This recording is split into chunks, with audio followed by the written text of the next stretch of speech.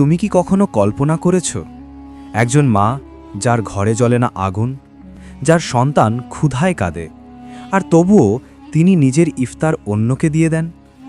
আজ আমি তোমাকে শোনাবো এমন এক মায়ের কাহিনী যার নাম শুনলেই চোখ ভিজে আসে, যার রোজা শুধু উপবাস ছিল না, ছিল ত্যাগ, ছিল সবর, ছিল আল্লাহর উপর পূর্ণ ভরসা।